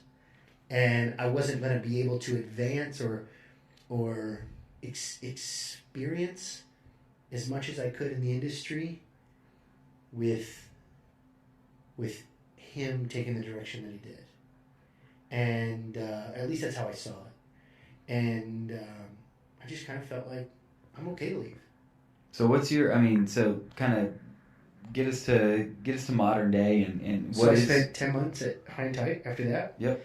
Became the manager pretty quickly within a couple months. That place is not owned by barbers. It's owned by people who understand the bar industry, and they thought it would be cool to have a speakeasy bar behind the barbershop. And they just... So you guys are just the telephone booth. Exactly. And we were the redheaded stepchild of that business model. The fridge was broke for like a month, and we kept begging them to fix it. Like, we got nowhere to put our lunch. We got nowhere to store beer for customers. I was like, well, we'll pay for it when we get the money to. But they weren't making any money off the barbershop because they were overpaying their crew, and that was their fault. And so there was a lot of resentment between the bar and the barbershop. And so that kind of came to a head with me as the manager, and I may or may not have organized a coup, and definitely shifted the power, at least for a minute, and that staved off the inevitable for about another year. And then recently this year they just cleaned house. They fired everybody.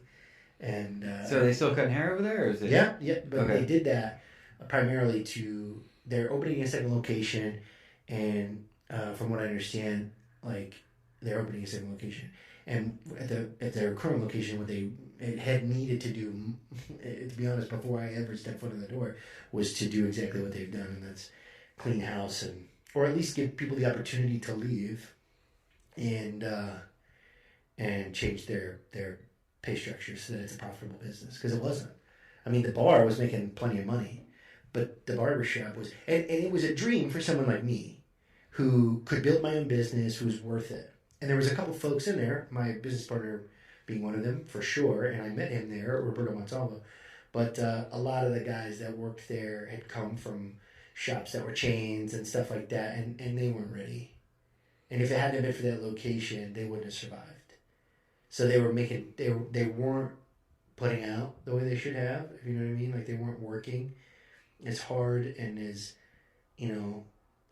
just rigorously as I felt like they should have, and they were being paid way too much and they were all very green. So it was like, you gave them. So was it a flat pay structure, or they were renting? Oh, so it was like a booth. So they were contractors. Or a chair fee or whatever. The problem that barbershop owners run into with contractors is that legally you can't tell them when to be there because they're a contractor. Yeah. It's part of the stipulation. You can't tell them what to wear.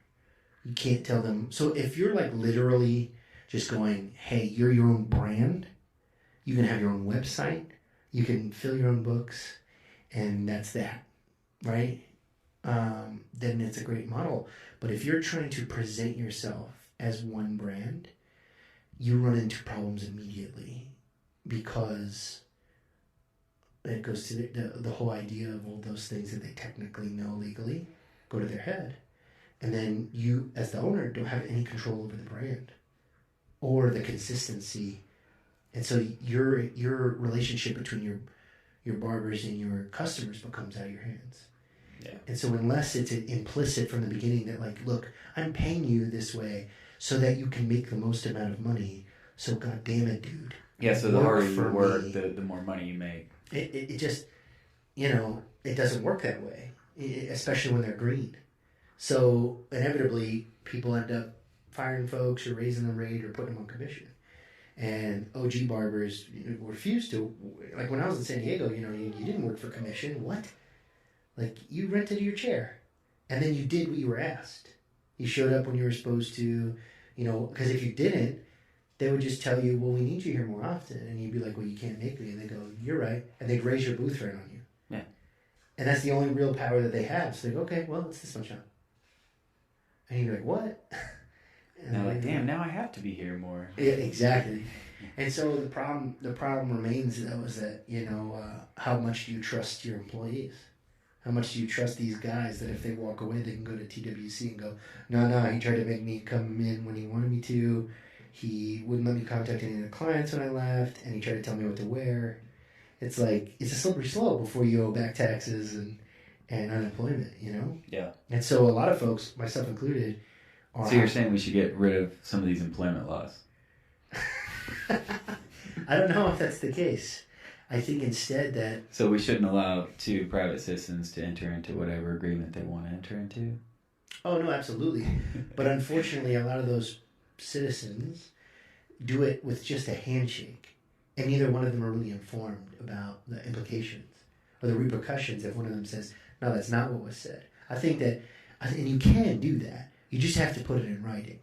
Yeah. Like, if I put it in writing, like, hey, you're a contractor, and at any moment I could raise your booth rent, and and here's what's expected of you. If you have an appointment on the books, you will not miss that appointment, right? I haven't told you when to be here. You can take appointments whenever you like, but then I can also control like when the shop is open, and like things like that.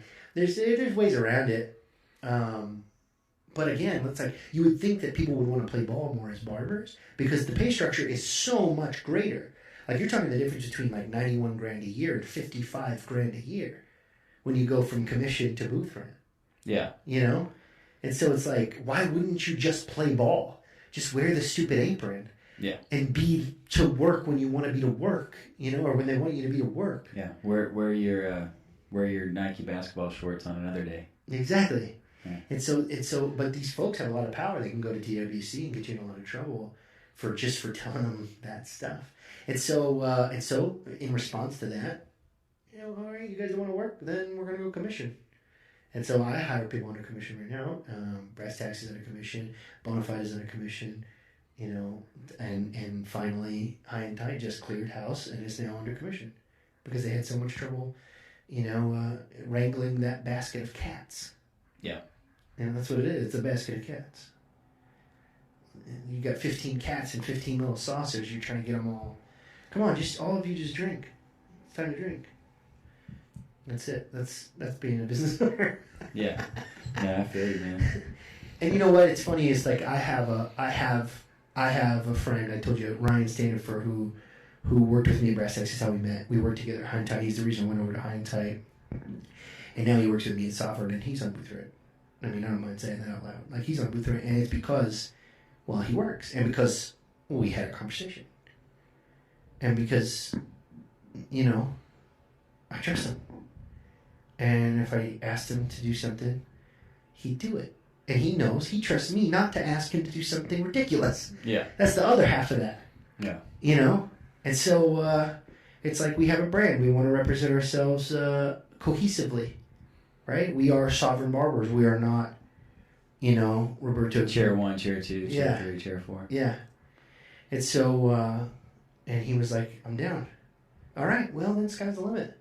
Plus, he's got his own book of business, right?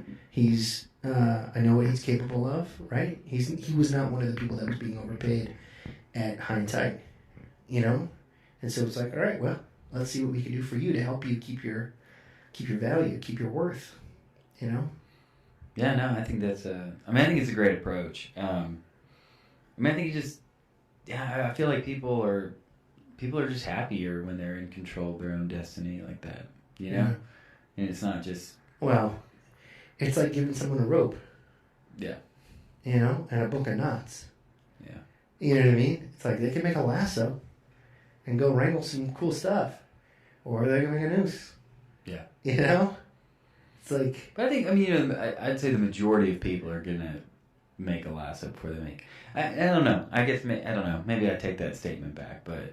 Yeah. I'd rather give them the opportunity to make a lasso. And that's why I said step one isn't opening a $1 business. Step one is going to work for somebody. Because you don't know what you don't know yet. You young buck. Not you, but you young fool with all the aspirations in the world. That's great. Don't lose the aspiration. But how are you going to develop the skill set? How are you going to learn from the mistakes of other people? Well, I think go work for them. Yeah, I think, okay, yeah. So here's... Every real entrepreneur has no option but to work for his inevitable competition. You should go work for the guy that you want to beat. That way you know precisely how to beat him. Yeah, and I think that is, once again, that is one way to obtain skills. It's probably maybe the only, but I think maybe a different way of looking at it is to say, be honest with yourself on whether or not you can provide a product or service that is marketable, that people actually want to pay money for. Yeah. Right? And yeah, if you're, 18 years old, you probably don't have any skill sets that are good enough. The average person, just the average me or you when we were 18, we did not have any skill sets that were good enough that people wanted to pay money for them. And it's like a lot of those young bucks, they have this thought. It's like, if someone would just give me a chance. Like, I got a dream, I got this good idea. Someone would just invest in it. And it's like, you first, player. Yeah. Like, you invest in it. with your time and with everything it takes to show that you're not full of shit. Well, and that's the thing is, I mean, ideas are shit, right? Like, and that's a lot of young bucks don't understand that. Yeah, the best idea in the world is shit if you can't execute it. And I'll tell you what, like, the execution is way harder than the idea. So, I mean, if you worked really hard to come up with an idea, get ready to work 10, 20, 100 times harder to actually execute that idea. Because that's where the difficulty comes in, right? Yeah. I mean, I think we've all had those experiences. Like I remember being in college, and you know, someone saying something about a cell phone. I was like, man, well, I just, you know, I don't think that's, you know, that valuable. I don't want to spend, you know, I don't want to buy that kind of phone.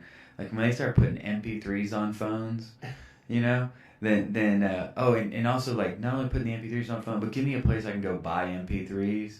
You know, and it's like friggin' 2 years later the iPhone comes out, right? But yeah, I mean, you know, like, do I think that I'm, you know, Steve Jobs? No, like, because he did it and I didn't, right? Right. I mean, he probably stole it from you. Yeah, he probably had a microphone in my But he did it though. In my shack. It doesn't matter if it was your idea. Ideas are not. That's why, like, I love hip hop and I love sampling, and I'm not ashamed of that. Like, people will say, like, that's stealing. It's like, no, it's not. That's like saying playing the trumpet well is stealing, because you didn't invent the trumpet. Yeah. You didn't invent those notes. Like, you learned how to use something that somebody else put out there for you to use. Songs were meant to be sung. That's why I hate that we're at a point where, like, you can't do live covers in a place of business without a license, and the license is, like, crazy expensive. Oh yeah, like $15 grand. Yeah, it's crazy. And that's bullshit, because songs were meant to be sung. Like, when I was in high school, I would tell jokes that I heard on stand-up comedy on Friday night, you know, Friday night stand-up or whatever. And people would say, like, you're a joke thief. I'm like, I'm not a comedian. Like, I don't get paid to tell jokes. I'm not stealing these people's livelihood. I'm not ruining their ability to go on stage and tell it. Like, if I subscribe... It's like I was going to go buy tickets to that live show, but Juke told me all the jokes already, so... Like, if you tell a knock-knock joke, that's the same. If you subscribe to Google's, like, joke of the day, Google's not writing those jokes on the fly. I promise. You know what I mean? And if you read a popsicle stick joke to somebody, you haven't just stolen a joke. Jokes are meant to be told to one another. Yeah. At the water cooler, in life, in context, right? Not on stage. Those are for the writers. The stage is like, look at what I wrote. If you were on stage stealing jokes, that would be cheap. Why would we pay for that? Yeah, and then, I mean, then you'd get caught and you would get a bad reputation. Exactly. But if I retold, it doesn't matter how relevant or how new it is. If I retold John Mulaney's new joke, because literally the exact context came up in conversation and I remembered it, and I'm like, you know, I can't even think of one of his jokes, but I enter joke here, right? Yeah. And you laugh about it, and then I'm usually going to go, that was John Mulaney, that didn't actually happen to me. And you'll go, oh, really? And that was it. You still laughed. You still had a good time. Right? How clever, how witty have I been for putting all the pieces together for you to enjoy? We want friends like that. We want intellectual like that. Intellectual property is a real slippery slope. It's a slippery slope. It's a slippery slope. It's not less creative to do that, by the way. Like, anybody you've ever admired for their creativity would probably, like, be influenced or inspired or mused or used a concept to move forward through their art. Like, there was this building designer who he used to draw a lot, and I forget the guy's name. It's a shame that I forget the guy's name. It'd be a much better story if I could, like, cite it. But this guy was just bored with his job, and he decides, you know what I'm going to do? I'm just going to start sketching again, because I liked it. And he draws this whale, and he realizes, what if I made a building like this? And so he started using, like, animals or flowers or things that he liked to draw, and then he would start but just by drawing the concept in his mind. Like, how does this whale look? It's not Frank Gehry, is it? I don't know. I have no idea. Not the guy that did, like, the Disney thing where he does, like, stuff looks like waves. I don't know. Okay. But he did this. I'll Google it. He did this. It was like a warehouse or something. It had like a bunch of like shipping docks, like for like treasure trailers. Mm-hmm. And he had worked them into where like the whole building was like this whale. And it was like that was his mouth or something, like the teeth. You know what I mean? Like the. Sounds like a lot of money to spend on a warehouse. I don't remember the he did several buildings, but it was like he did this like I think it was a children's museum or something. Well, no, I mean I think that's an interesting way to look at it. Like, and did that guy steal because he didn't make the whale? Because he didn't invent the whale. You see what I'm saying? Like you're allowed to be inspired. You're allowed to listen to music and go, oh, that makes me think of something else that I want to express. That's maybe subtly different or exactly different, right? But that's culture. Yeah, like when you go out and make if you were going to go out and make a consumer electronics device, right? Like it's going to have capacitors in it, it's going to have batteries, it's going to have a screen, it's going to have, it's going to have a USB. How uncreative. Yeah, it's like, it's you didn't invent any of that stuff. Exactly. You just took other people's stuff and put it together. Dude, I think that it's a problem, especially when it comes to like when we identify as groups. Like I heard the term cultural appropriation a lot. Oh no! Hold on, buckle up. Okay. So I'm just gonna tell a story of how cultural appropriation works. The skater kids at school. Did you have skater kids at school when you were in high school? Yeah. And they wore like certain airwalks. Oh, airwalks, right? So mid-90s then? Yeah. Nailed it. Only because I read a book about the company of airwalks. So, and now they're in Payless. The skater kids would not be shopping. So, airwalks in the mid-90s were the rage. They were the coolest. And they made them cool. Those kids made those shoes cool. And so other kids, I bet, started to wear them. And airwalks depended on it. It was literally their whole business model was they would sell boutique shoes, like to boutiques. Yeah. To where only the cool kids were shopping. And then they would make like a same color palette version of that shoe, but much, much cheaper. And they would release that to like Dick's Sporting Goods. And, the places where the mainstream kids were going to be shopping. Yeah. And so the cool kids got to stay the cool kids because you got those, but you don't have the ones that I got. Yeah. And the mainstream kids got to feel like cool kids because they were like, oh yeah, I got the ones with the purple on them.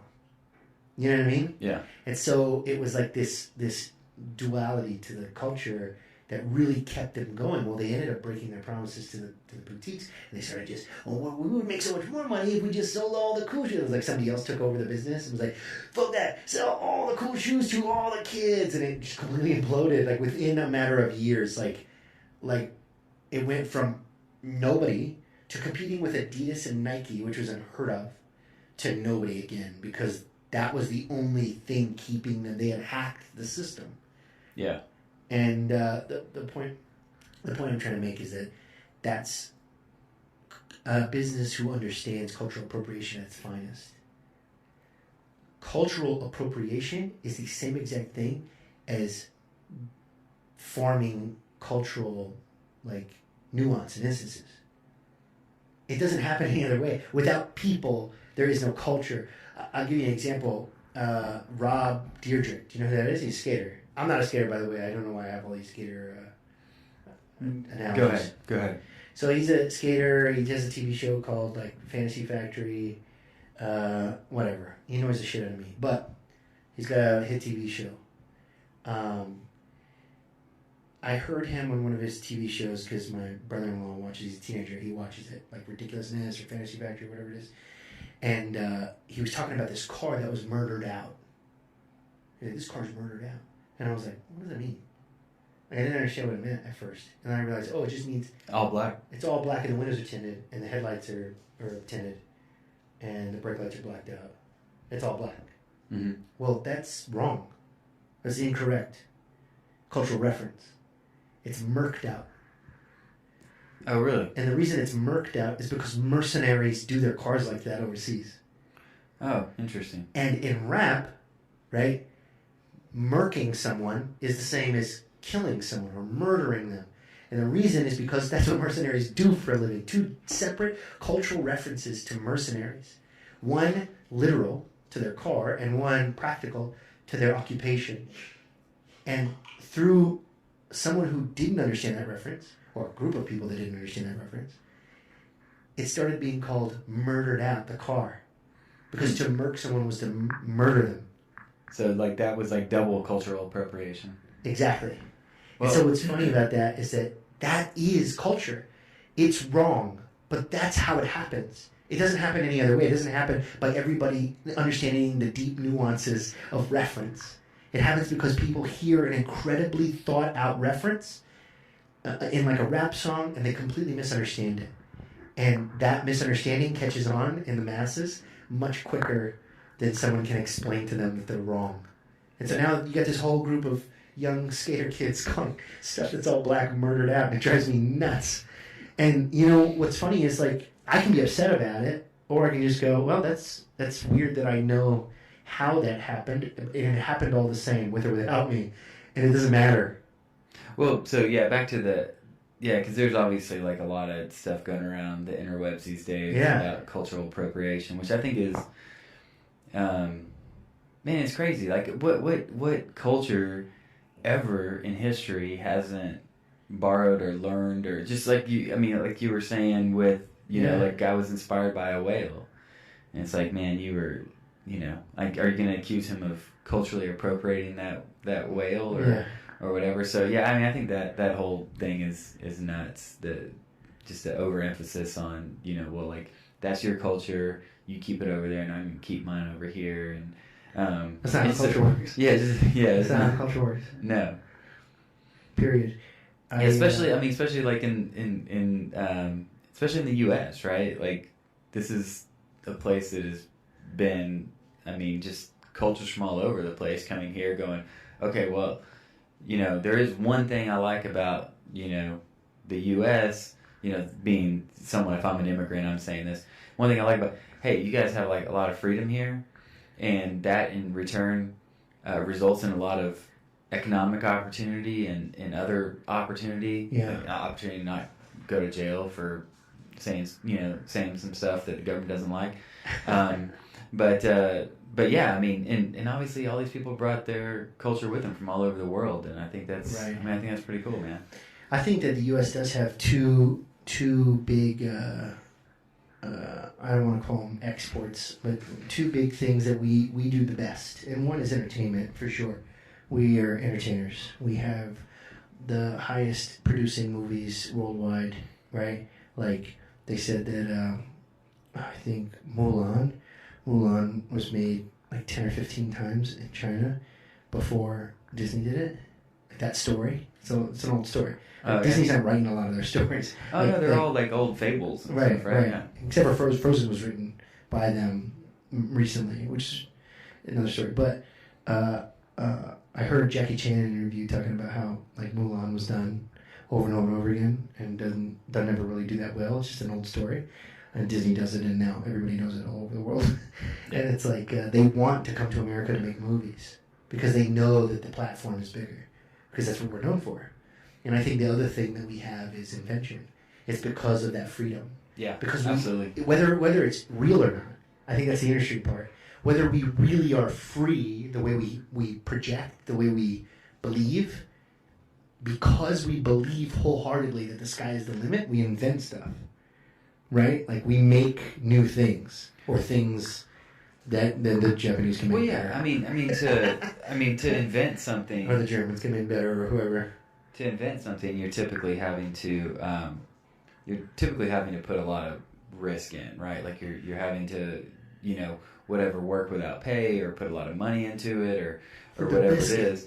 And if you don't believe that that's gonna put you in a much better spot, you know, 3, 5, 7, 10 years down the road, then why are you going to do it? I mean, the same thing, you know, like owning a business, right? Like, shoot, I mean, none of us have taken a salary. I mean, we've been on shelves for over a year and a half, and none of us have taken salaries. You know what I mean? Like, like we're not just doing this because, you know, it's like some sort of beer charity. Like we expect that in the future we're going to build something of value. And if we didn't have that expectation, or if we also had the expectation that, like if this was like China, right? And they could just go, you know what, we like your business, we're going to take it from you. Which they're obviously more, like, they're a little bit more free on the economic side. Well, I mean, a lot of countries, got to deal with the dog real quick. Yeah, I mean, governments can basically just take over businesses and just say, well, we own this now. So, like, we don't have that risk. Great job, you're all fired.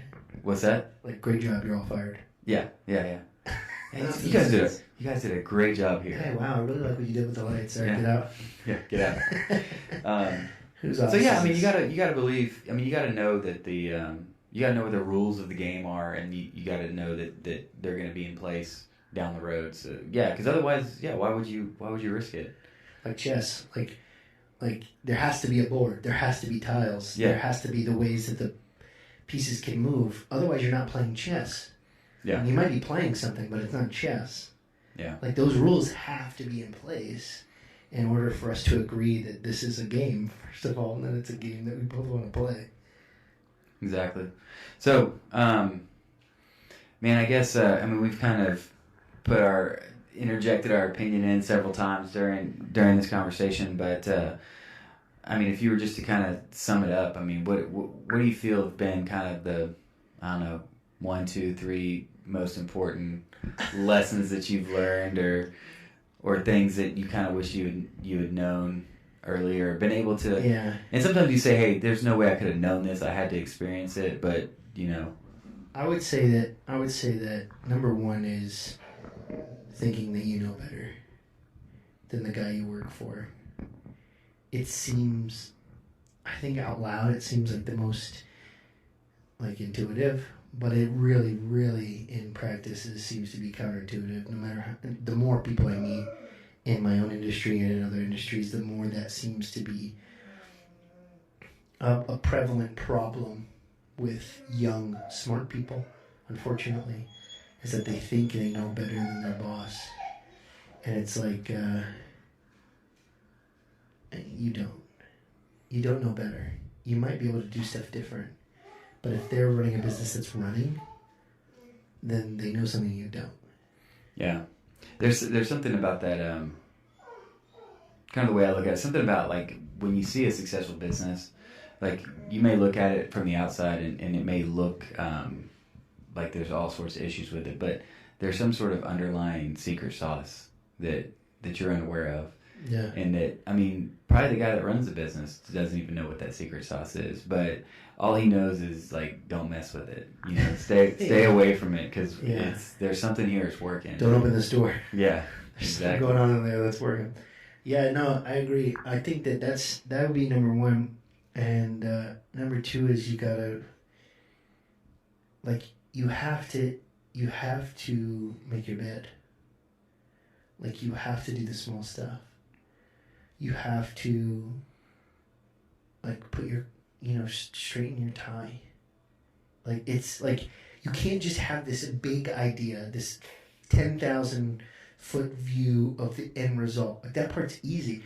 Like, you can't have this montage in your head of, like, I'm going to start a business, I'm going to hire employees, I'm going to get an investor, and I'm going to do an IPO. Like you were saying earlier. Like, life is not a montage. Yeah. It's like, no, you have to start now with, in my case, like, you got to learn how to comb hair before you can cut it. Like, people underestimate the value of learning how to comb hair correctly.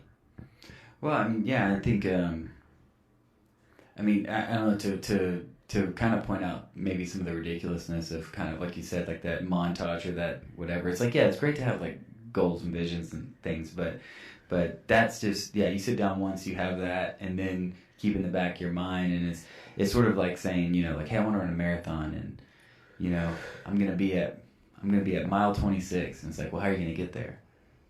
Well, I hadn't really thought about that. And it's like, well, no, you should probably think about training. You should probably think about training. Yeah. You should probably think about putting one foot in front of the other. Like a lot. Yeah. Like a lot more than you've obviously considered. You should probably cross the 1 mile marker before you cross the 2 mile marker and so forth. So. Yeah.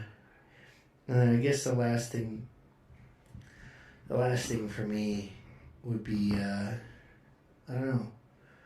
I got, you don't know more than your boss. That was me trying to allude to the self-righteousness that we talked about. You got to do small things. Like, you got to work for somebody. That's kind of where my head's at with that. Yeah, get the skills. Get the skills. And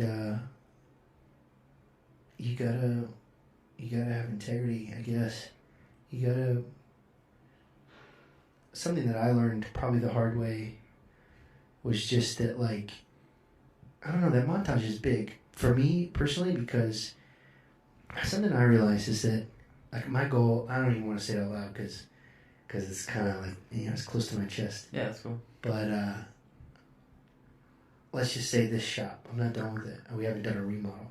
So that's a good example. So I want to do a remodel of this shop.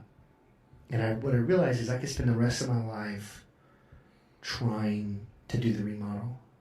And I could die in the process. And that doesn't mean that I lost or failed. Because it isn't going to... Like, once I get that done, it'll just be... It's like a hydra. You cut the head off a hydra and 7 more pop up. Like, I will only have more aspirations. You will die trying to accomplish something. Or you should. Yeah. You should. And to put that into perspective constantly, it's like, don't take the shortcut. Don't lose your integrity. Don't do something you're going to look back, even if nobody finds out, and thinks like, dude, you suck. You know? Like, just be happy with doing it the right way. Yeah, because you can live with someone else thinking you suck. It's really hard to live when you think you suck. Right. I guess a good way to put it is chase what is satisfying, not what is expedient. You know? Like, for me, building this barber shop and hopefully one day hiring a young barber fresh out of school and getting to mold him and getting to be the thing that he doesn't, you know, have gratitude for. Yeah. Because I'm not lost to that. Yeah. And, like, getting to watch him go out or her, you know, go out and fail somewhere else or succeed somewhere else and learning from that experience. Like, you know? Yeah. Just all of those things, that's the life. That's the life I chose. And it's one that I'm happy to live as a barber. I love the relationship I have with people. I love barbering, genuinely. I like the craft. It's not, in a lot of ways, it's not an art, it's a craft. And, you know, it's that integrity. If you don't love it about your industry, you're going to upset yourself. You're going to disappoint yourself. You're not going to have the stamina to do the marathon, you know? Yeah, I mean, you don't necessarily have to, you know, pick the most fun thing to do or whatever, but I mean, damn, it's hard to get to that finish line if you're not enjoying yourself along the way. So you need a runner's high, right? Yeah, you need to be able to enjoy the grind at least a little bit, man. So for sure. Well, dude, thank you. Thank you, man. Enjoyed it. We'll see. This is a first episode. I don't even know what this thing's gonna be, but we'll see. I'm kind of doing the Joe Rogan thing. No plan. No plan. That's cool, man. That's really cool. All right, Juke. Thanks, man. Pleasure.